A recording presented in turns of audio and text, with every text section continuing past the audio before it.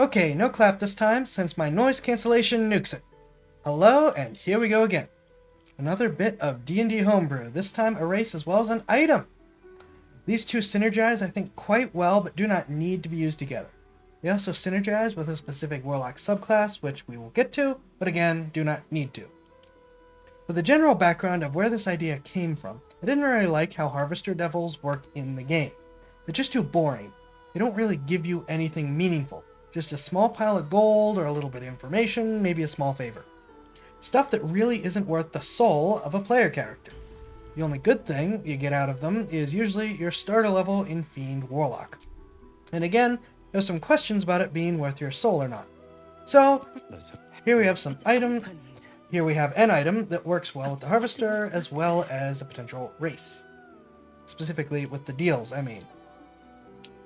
And again, they complement Fiend Warlocks well, but do not necessarily have to go with them. The first is the Soul Harvester Dagger, based on the idea that maybe you're trying to not sell your soul, but still must pay for your deals somehow.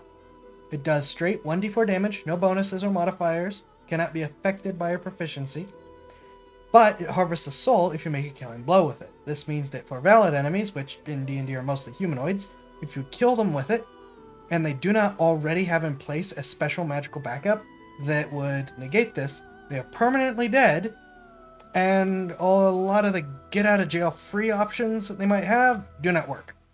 The dagger functions as a pact weapon, regardless of if you have pact of the blade, and it does not use a pact slot. This means that if you throw it, it automatically comes back to you. It can be magically stored and recalled without issue. You can technically do stuff like tie it to the end of a stick to get better range as an improvised spear, but it does not bring the stick with it when you use its powers. The idea is that you will use this dagger to harvest a set number of souls, set by your deal, thus paying off your debt. Afterwards, each soul that you'll harvest with it becomes a spell point via the official spell point system rules. This gives you the ability to harvest souls to have more spell slots, though the maximum level that you can create is still limited by what your maximum level normally is, and you negotiate with your DM if you are a non-caster class for what that's going to be. For Warlocks in particular, who do not get very many spell slots relative to other casters, this is really tempting. But for just about anyone, this is still a pretty sweet deal. But these points do not regenerate. You have to keep killing people. This is how the dagger mechanically encourages you to act a bit evil as a player. You can either do it the hard way with an unbonus weapon, try to make the final blow on as many enemies as possible, or you can start taking questionable actions to feed it, like knocking out enemies and capturing them so you can safely kill them with the dagger, almost like a ritual. So that's the dagger. What about the new race? Well, Devil Contracted. Basically, instead of selling your soul and it going to the fiery pits, and maybe eventually becoming a bottom tier devil, which is the general point, this skips the middle part and just turns you into a devil directly. Again, synergizes well with the dagger as how you paid for it, and not having to sacrifice your soul, and you get to stay in control, but you still end up becoming a devil, whether or not your character actually planned on it. This can be either something your player turns into, or using a lineage system, something that you can start off as. Like, you starting the game already having made the deal. Assuming you're starting off fresh, you get +2 to your charisma, and +1 to any other stat.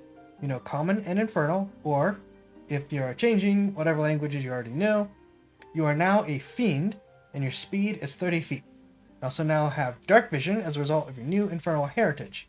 It has a range of 60 feet and allows you to see in both normal and magical darkness. You have Ancestral Legacy, which means if you replace your current race with this lineage, you get to keep your skills proficiencies, climbing, flying, and swimming speed. Otherwise, you gain proficiency in 2 skills of your choice. As a result of your Devilish contract, you have resistance to fire damage, and you learn the Vicious Mockery cantrip. Finally, you also grow a Devilish Tail, if you do not already have one, which is barbed and does 1d4 damage, is a dex weapon that you are proficient with, and you grow leathery wings that give you a fly speed equal to your movement speed. As you can see, these work really well with the idea of the Pact of the World, with the Fiend Warlock class, feeding into the idea that you don't just have powers given to you by a devil, but you became a devil in order to get the powers. And now you must feed the dagger in order to keep control of your soul, or else you go right back to sacrificing your soul if you default in the payment. Again, though, you are free to use these without interlinking them. There's no reason that you may not have a different deal with the devil, find yourself needing to pay the bill with sacrifice souls, or maybe you've been cursed into becoming a devil somehow, and you are seeking a cure. So while my first usage of this is probably going to be the way that inspired this all, I encourage you to mix and match and use these however you see fit. Item descriptions and racial stat block are in the description, and I hope these pique your interest. Please let me know what you think, or how you plan or do end up using them below. Thank you all for listening, and I will see you in the next one.